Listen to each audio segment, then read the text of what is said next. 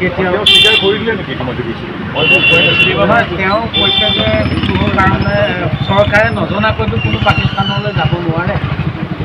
প্ৰথম কথা যোৱা বিগত ছমাহে গৌৰৱ গগৈয়ে বিষয়টোৰ পৰা পলায়ন কৰি আছিলে। মূৰ পুলুকা বুলি যিটো অসমীয়াত কয় মূৰ পুলুকা দি আছিলে। কাৰণ সকলোৱে জানে যে বৈৰী ৰাষ্ট্ৰ পাকিস্তানলৈ তেনেকৈ যোৱাটো এগৰাকী সাংসদে কি কাম কৰিবলৈ গৈছে এইটো এটা সন্দেহৰ আৱৰ্তত থকা বস্তু। তেওঁ আজিলৈকে মই গৈছোঁ কি কৰিবা বুলিও কোৱা নাই। তেওঁ পৃষ্ঠভূমি এটা তৈয়াৰ কৰিছে, আমুক গৈছে তামুক গৈছে, চৰকাৰে জানে আমুক, কিন্তু তেওঁ যে গৈছে কিন্তু তেওঁ যে খবৰ পৰা নাছিল। এতিয়া লাহে লাহে তেওঁ স্বীকাৰোক্তিৰ ফালে গৈছিল। প্ৰথম কথাটো যোৱাটোৱে আছিল কথা, কাৰণ তেওঁ কোনো কূটনীতিক বিষয়া নহয় বা আমাৰ চৰকাৰৰ দ্বাৰা নিয়োজিত মন্ত্ৰীও নহয় যে তেওঁ কিবা বেলেগ ব্যৱস্থা গ্ৰহণৰ বাবে তালৈ গৈছে। প্ৰথম কথা তেওঁ ধৰ্মীয় পৰ্যটক বা ধৰ্মস্থলবিলাক তাত আছে তালৈ যোৱা তেওঁ দৰ্শনাৰ্থী বা সেৱা কৰিবলৈ যোৱা ব্যক্তি নহয়।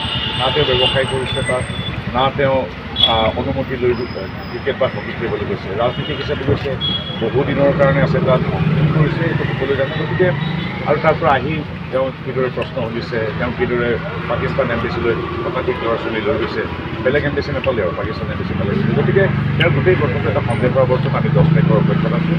কিন্তু আমি ভাবিছোঁ এতিয়া আৰু এইখিনি কথা কোৱাতকৈ আমি 10 তাৰিখলৈ ছেপ্টেম্বৰ অপেক্ষা কৰোঁ।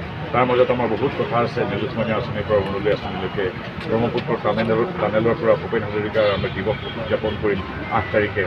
বহুত সাংস্কৃতিক আন্তঃগাঁথনি উন্নয়নমূলক কাম, বিভিন্ন ইতিবাচক আঁচনি 2খন চৰকাৰ আছে। গতিকে আমি এতিয়া মই ভাবোঁ ইতিবাচক কথাবিলাক পাতিলে ভাল। কাৰণ কি অখিল গগৈ, লুৰিণ গগৈ, ৰাকিবুদ্দিন আহমেদ, ৰকিবুল হুছেইন বা গৌৰৱ গগৈ এনেধৰণৰ বুহাৰী চুপতি আৰু গৌৰৱ গগৈৰ কথাটো সুকীয়া বিভিন্ন কথা পতা হৈছে। কাৰণ দেশৰ নিৰাপত্তা আৰু দেশৰ প্ৰতি থকা দায়বদ্ধতাৰ কথা আছে। গতিকে অৱধাৰিতভাৱে আপোনালোকে সুধিবই, কিন্তু আমি যিমান পাৰোঁ এতিয়া তেওঁলোকৰ কথাখিনিত ব্যস্ত থকাতকৈ আমি উন্নয়নমূলকৰ যি ধাৰা আদি আগবঢ়াই লৈ গৈছোঁ। আজি নগাঁও চহৰখন কিদৰে উন্নতি হৈছে, আজি বটদ্ৰৱা কেনেকৈ উন্নতি হৈছে, এই কথাবিলাক পাতিলে আচলতে এতিয়া মোৰ বোধে আমি এনে বাৰ্তা খুব শ্ৰদ্ধাসহকাৰে ৰাইজৰ ওচৰলৈ লৈ যোৱাটো উচিত।